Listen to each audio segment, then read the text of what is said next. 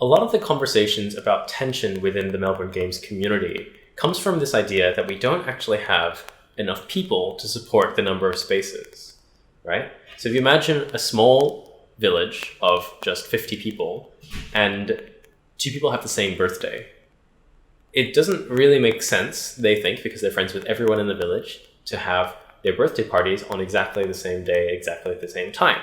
They say, let's have it at different days, even though we share the same birthday.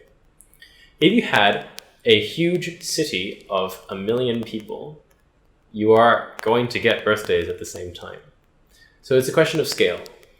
And the charge that we don't have enough people to support that kind of diversity of events or communities or organizations is simply false. We do have that diversity. We have enough people. The problem is that we have been tunneling and funneling people into very small boxes in order to be included, in order to be eligible.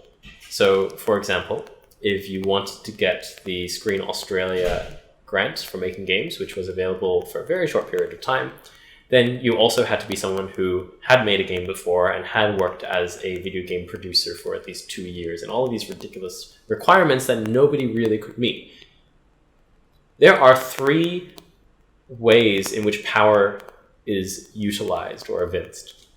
The first is simply resource exchange.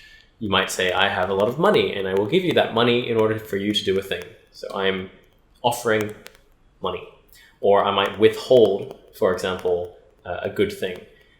I might ground you as a parent if you don't do your chores. That's the first dimension of power.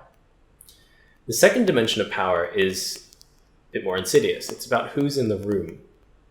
What are the processes of how you get this vote done? If the vote is done purely on paper, then who are the people that get to vote and who are the people who don't get to vote? If it's done electronically, then what about the people who don't have access to the internet all the time? Or if you're in a board meeting and you're tallying votes, there's already kind of implicit things like Ash conformity, where if you're doing the vote by raising your hand and you have 70% of people raising their hand because they're in with the same movement, but they're actually plants, then the remaining 30% of people will have a huge pressure to also raise their hand. Or the third dimension of power, which is language. Language itself is the way in which power structures are created and dismantled. So when you start saying, instead of I killed that person, you say I cleaned up that mess, right? You're obscuring what you're doing, and it can lessen the impact of murder. And that's not an academic issue. That's what the media does to justify war.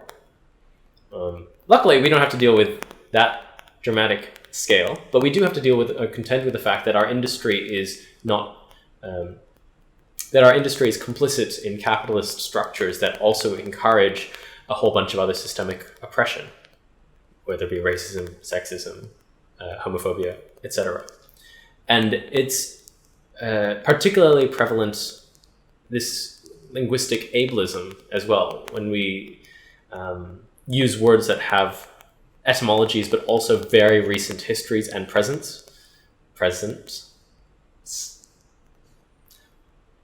We also see this particularly strongly with ableism, where linguistically English and a whole bunch of other languages rely on able-bodiedness as normal in order to make sense of a whole bunch of metaphors.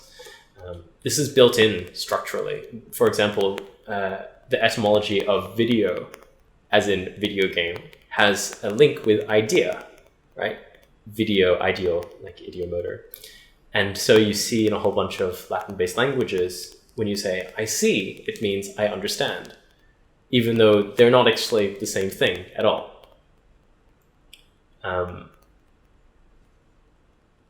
You know what I mean? That's what's happening as well. So that third dimension of power, language, is the reason why we don't think that we have as many people doing things as we do. It's because we don't know who they are, and then even if we do know who they are, we say they're not doing the same thing as us. they're doing like art and they belong to the arts sector, or they're doing, magic and it's not a game, surely. And that's fine because they're also not seeing it as a game.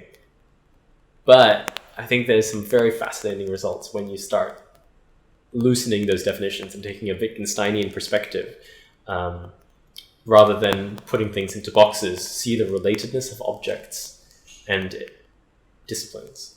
And that produces some very, very fascinating results.